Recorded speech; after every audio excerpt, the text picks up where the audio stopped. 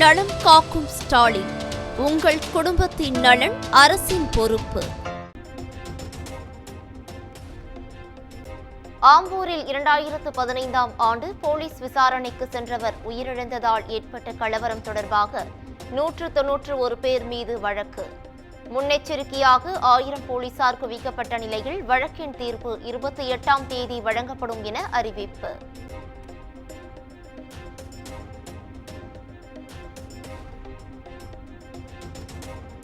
திருவாரூர் புலிவளம் பகுதியில் நிதி கொடுக்க மறுத்த கடை ஊழியரை மிரட்டிய விசிக நிர்வாகிகள். திருமாவளவன் பிறந்தநாள் பொதுக்கூட்டத்திற்காக நிதி கேட்டு வாக்குவாதம் செய்த வீடியோவால் பரபரப்பு.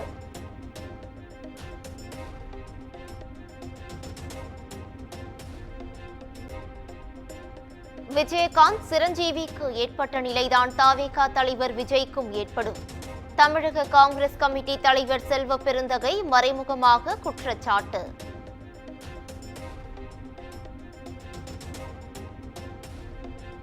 முதலமைச்சர் மு.க.ஸ்டாலின் வரும் 30ஆம் தேதி ஜெர்மனி செல்கிறார். தமிழகத்திற்கு தொழில் முதலீட்டை ஈர்ப்பதற்காக 9 நாட்கள் சுற்றுப்பயணம்.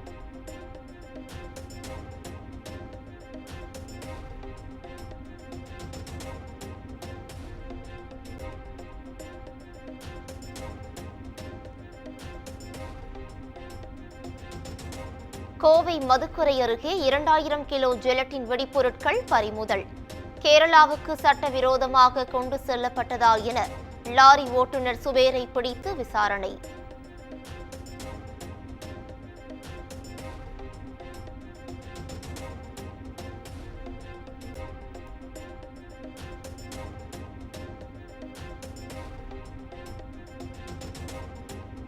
ராமநாதபுரம் மாவட்ட காங்கிரஸ் அலுவலகத்தில் நுழைந்து மர்ம நபர்கள் நடத்திய தாக்குதலால் பரபரப்பு.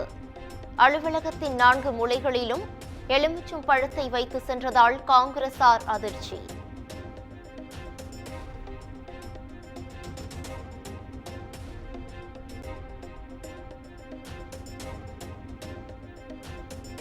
திருவாரூரில் வீட்டின் முன்பு பேனர் வைத்ததை தட்டி கேட்டவர் மீது திமுக கவுன்சிலர் தாக்குதல் நடத்திய வீடியோ. திமுக ஆட்சியில் கவுன்சிலர்கள் முதல் அமைச்சர்கள் வரை ரவுடிசத்தை கையில் எடுப்பதாக அண்ணாமலை விமர்சனம்.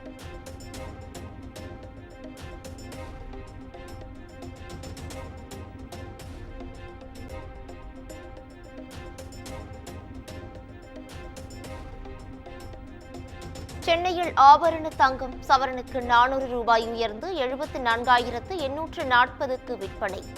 கிராமுக்கு 50 ரூபாய் உயர்ந்து 9,355 ரூபாய்க்கு விற்பனை.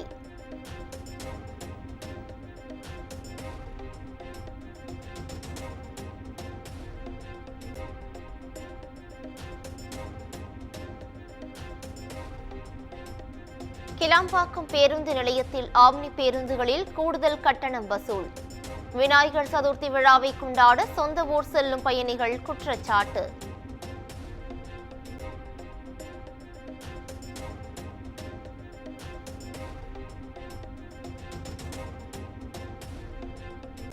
கோவை மாவட்ட ஆட்சியர் அலுவலகத்திற்கு இமெயில் வழியாக மர்ம நபர் வெடிகுண்டு மிரட்டல். மோப்ப நாய்கள் உதவியுடன் வெடிகுண்டு தடுப்பு பிரிவு போலீசார் தீவிர சோதனை.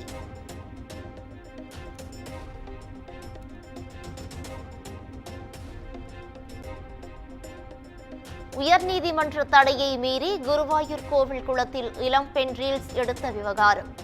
கோவிலில் நடைபெற்ற பரிகார பூஜையால் பக்தர்கள் தரிசனம் செய்ய கட்டுப்பாடு.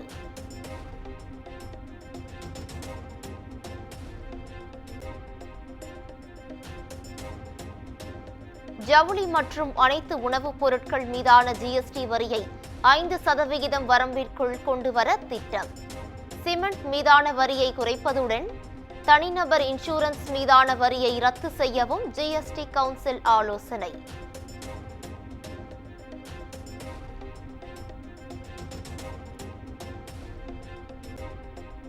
கோவையில் புதிதாக வீடு வாங்க வாடகை வீட்டில் வைத்திருந்த 1 கோடி ரூபாய் மாயம் என பெண் புகார்.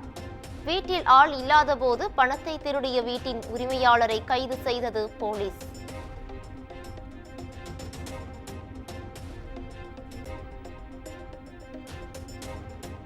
திருவள்ளூர் அருகே 1 வயது குழந்தை மூச்சுக்குழாயில் வண்டு கடித்து உயிரிழப்பு.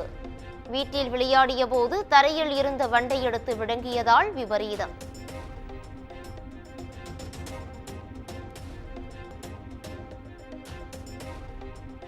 தமிழகம் புதுச்சேரியில் இன்றும் நாளையும் இடி மின்னலுடன் மழை பெய்யும். பலத்த காற்றும் வீசும் என சென்னை வானிலை ஆய்வு மையம் கணிப்பு.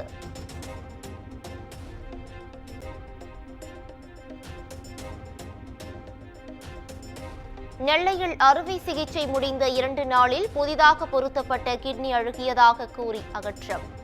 அதிர்ச்சியடைந்த உறவினர்கள் அரசு மருத்துவமனையை முற்றுகையிட்டு போராட்டம்.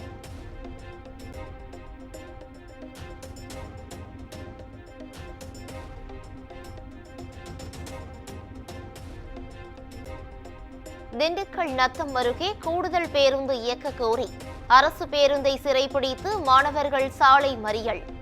காலை மாலை இயக்கப்படும் ஒரே பேருந்தில் படிக்கட்டுகளில் தொங்கி செல்லும் நிலை ஏற்படுவதாக குற்றச்சாட்டு.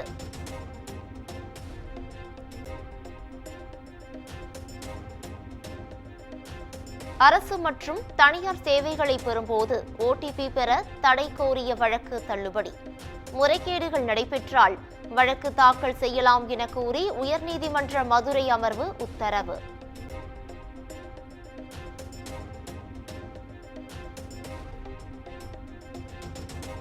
சிவகங்கை காரைக்குடியில் தம்பதி தனிமையில் இருந்ததை வீடியோ எடுத்து பணம் கேட்டு மிரட்டல்.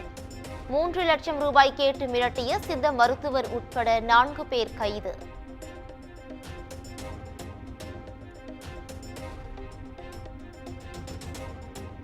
குஜராத் மாநிலம் அகமதாபாத்தில் மின்சார கார் உற்பத்தி ஆலையை தொடங்கி வைத்தார் பிரதமர் மோடி. और भारत में इन बैटरी इलेक्ट्रिक वाहन का निर्यात जो है वो यूरोप और जापान जैसे जो उन्नत बाजार हैं वहां पर किया जाएगा और 100 से अधिक देशों में விட்டாரா மின்சார கார்களை தயாரித்து 100க்கும் மேற்பட்ட நாடுகளுக்கு ஏற்றுமதி செய்ய திட்டம்.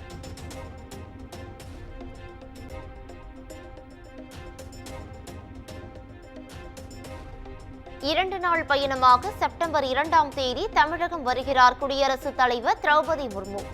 திருவாரூரில் உள்ள தமிழ்நாடு மத்திய பல்கலைக்கழக மாணவர்களுக்கு பட்டங்களை வழங்குகிறார்.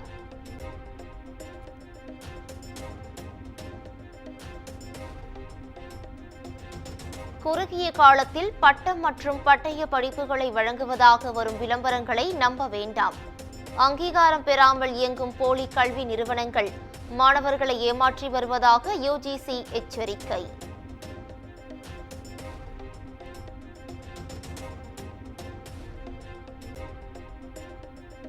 டெல்லியில் ஆம் ஆத்மி கட்சியின் முன்னாள் அமைச்சர் சௌரவ் பரத்வாஜ் வீடு உட்பட 13 இடங்களில் அமலாக்கத்துறை சோதனை. ஆட்சியில் இருந்தபோது மருத்துவமனை கட்டுமான பணிகளுக்கு ஒப்புதல் வழங்கிய போது சட்டவிரோத பணப்பரிமாற்றம் நடந்ததாக புகார் எதிரொலி.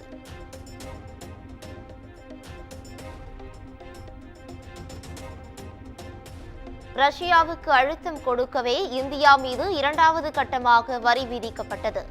அமெரிக்க துணை அதிபர் ஜே.டி. வான்ஸ் விளக்கம்.